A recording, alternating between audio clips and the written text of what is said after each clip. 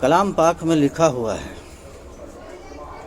کہ ہم نے ایک روز اپنے بندے کو مسجد حرام سے مسجد اقصی لے گیا، جس کے چاروں اور ہم نے برکتیں رکھی رکھی۔ تو پرتھوی پہ کون سا مسجد ہے جس کا برکت کھانے کا وقت جیسا ہے؟ یہ آپ لوگ کا دماغ میں الجھ جائے گا۔ اگر آپ اللہ کی بات پر ایمان رکھتے ہیں تو یہ بات سمجھ میں آئے گا کہ مسجد اقصی کون ہے۔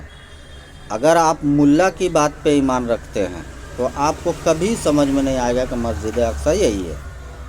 دوسرا مسجد پرتھوی پر وہی ہے جس کا نام ہے مسجد نبوی، جس کا برکت کھانے کا وقت جیسا ہے۔ تو مسجد نبوی ہی مسجد اقصی ہے۔ اور جو فلسطین میں جو کہتے ہیں کہ مسجد اقصی ہے، اس کو تو اللہ تعالیٰ مسجد ضرار کہا ہے۔ یعنی کلام پاک میں 3 مسجد کا ذکر ہے، ایک خانہ کعبہ، ایک مسجد اقصی، ایک مسجد ضرار۔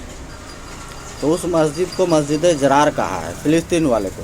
وہاں کبھی امن نہیں ہو سکتا، وہاں ہمیشہ دنگا ہوتے رہے گا، کیونکہ اللہ تعالیٰ کہتا ہے کہ مسجد ضرار میں تم کبھی جا کر کھڑے بھی مت ہونا، اور مسجد ضرار میں کبھی امن ہو نہیں سکتا۔